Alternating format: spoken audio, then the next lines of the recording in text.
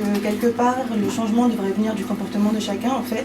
Une question de système qui marche. C'est pas une question de personnes qui... Au sens professeurs qui ont fait des études, qui veulent porter l'Algérie, on nous les a enlevés. Pour vous dire combien la population algérienne, la grande partie de la population algérienne était dans la ruralité. C'est ce que disait Brahim tout à l'heure, il a été quand même inspiré par une violence sans précédent. C'est cette façon de parler toujours de la violence qui s'est... Il y avait un présupposé qui était le suivant, c'est que la barbarie est en Afrique.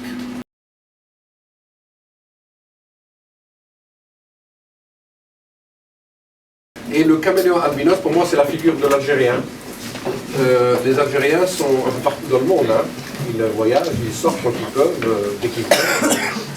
Et ils vont dans les pays les plus improbables. Et apparemment, ils s'adaptent très bien. Ils sont tout de suite en prise sur... Mais c'est pas vrai. C'est-à-dire qu'on a l'impression qu'ils sont complètement adaptés, mais en réalité, ils ne le sont pas. Il y a quelque chose d'irréductible en eux qui fait qu'ils ne s'adaptent jamais totalement, jamais vraiment, complètement dans les sociétés qui les accueillent. Il y a une petite histoire.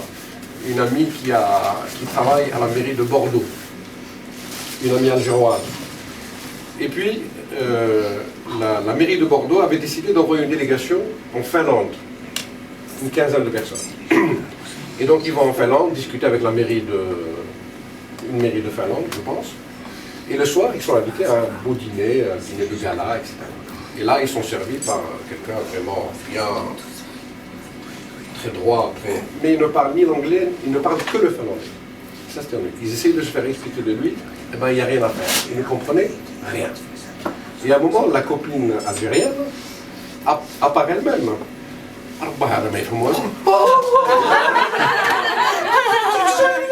Tout avait sauté, le vernis, le machin, tout avait craqué.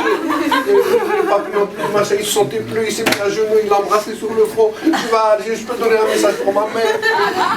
Voilà. C'est un peu le caméléon albinos.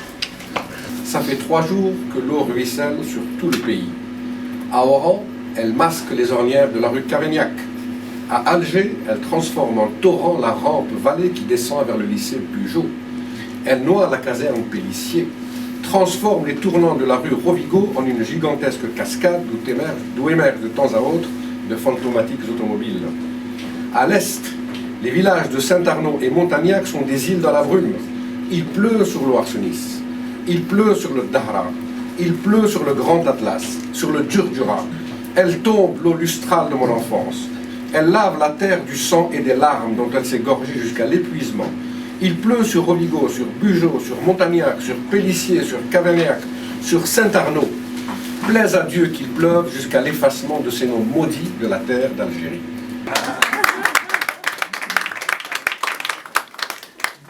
Nous parler de violence tout le temps, en fait c'est un peu choquant. Parce que il faut dire que, au moins en Algérie, c'est depuis qu'on a, je sais pas, 10 ans, on ne parle que de ça. Ouais. Le drame, c'est que la violence est une affaire qui est presque malheureusement consubstantielle à l'Algérie.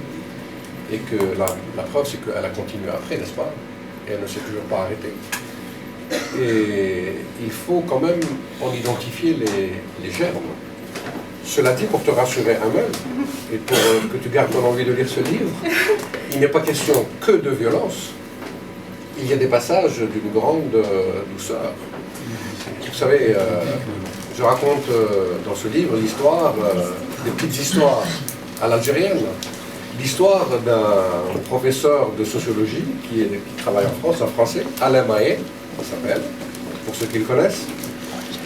Il enseigne à l'école des hautes études en sciences sociales. Et il avait travaillé en Algérie, il avait passé plusieurs années en Algérie comme enseignant, comme coopérant. Et je lui avais demandé, mais pourquoi diable as-tu été en Algérie? Parce que les Algériens trouvent toujours étrange que les gens viennent chez eux. Qu'est-ce que vous venez voir? Qu'est-ce que vous venez faire? Il n'y a rien à voir ici. Alors il m'a dit, écoute, quand il a passé sa thèse, il a eu envie de faire un voyage touristique. Et il n'a pas eu envie d'aller dans des destinations connues. Donc il s'est dit, un pays où il n'y a pas de touristes, l'Algérie, c'est très bien. Donc il est parti en Algérie avec son sac à dos, avec un peu d'argent. Et puis il débarque à l'aéroport d'Alger, et là, il se fait dévaliser, dépouiller totalement. mais complètement. Et donc il se retrouve sans le sou, sans le papier, sans... Vraiment, c'est... Il m'a dit, je pensais que c'était une malédiction. Je dis, pourquoi ça n'en était pas une? Il m'a dit, mais pensez, mais c'était une bénédiction.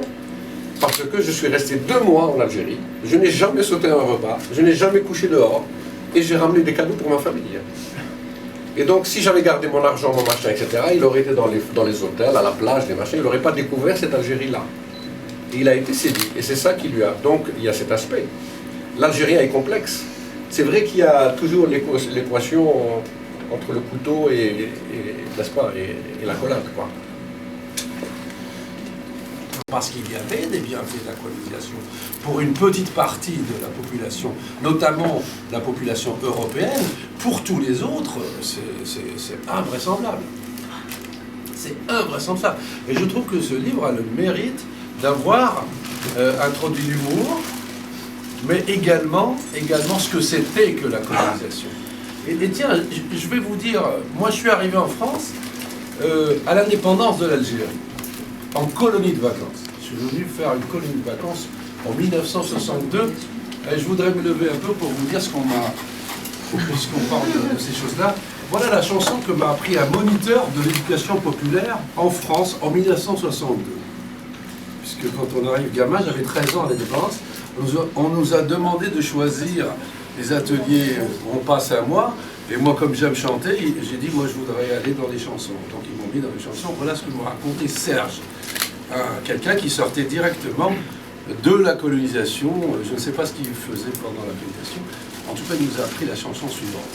Elle disait: je suis un vrai sauvage du pays du Congo, l'éducation populaire. On bouffe du cirage et du poil de chameau. Les négresses délicates sur les hauts cocotiers bouffent des vieilles savates qu'on ne peut plus porter. Ali, allo, bisquet, bisquet, mascara. Tiens, je m'appelle la mec midine cocorico. J'ai vu le Congo, le Mississippi, l'Oyo et le Po, le blues et le jazz. Quand nous partons en guerre contre les Mohicos, nous les flanquions par terre pour leur briser les os. Avec leurs narines, on fait de jolis bracelets, avec leurs babines, de très jolis colliers. Ali, bisquet, bisquet, mascara. Enfin, je ne sais pas si vous vous rendez compte dans la tête d'un gamin de... Voilà un petit peu... Donc moi, on a baigné... Et il y avait un présupposé qui était le suivant, c'est que la barbarie est en Afrique. Et ça, c'est une prémisse qui était universellement acceptée presque partout en France. Et il avait commencé son attaque contre Saint-Arnaud, contre ceux qui ont fumé, contre ceux qui ont muré, etc., en disant la barbarie est en Afrique, je le sais, point, et puis on va à la ligne, et puis on développe l'attaque contre eux.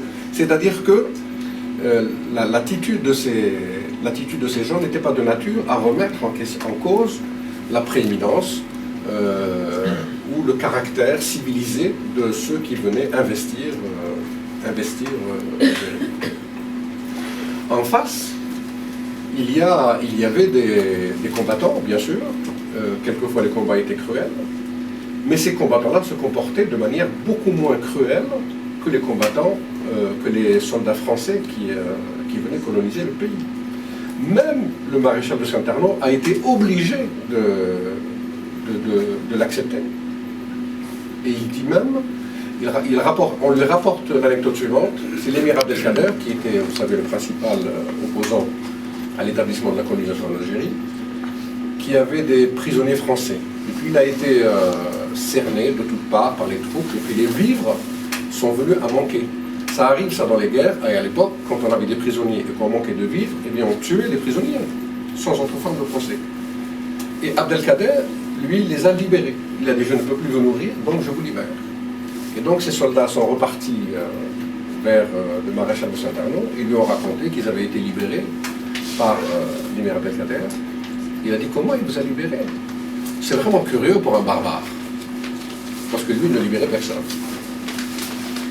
Il y a des petits faits aussi qui montrent l'état d'une société qui n'est pas du tout ce que raconte le colonisateur. À Mascara, ma ville natale, il y a un ami qui a été maire et puis qui a été cherché dans les archives, dans les corps, etc. Il a exhumé de très vieux papiers, de très vieux documents, dont un document écrit par une sociologue française qui accompagnait l'armée française et quand ils ont investi Mascara en 1847, elle avait écrit un papier pour décrire la vie à Mascara, telle qu'elle l'a trouvée. Et ce papier s'intitulait « La douceur de vivre à Mascara ». Alors dans cette ville, peuplée de barbares et de coupe-gorge, il y avait une grande maison de plein pied. Et dans cette grande maison, il y avait une grande table dressée en permanence. Et sur cette table, il y avait tous les fruits qu'on peut imaginer. Et ça s'appelait Dar al-Mutwahhamat en arabe, la maison des femmes qui ont des envies.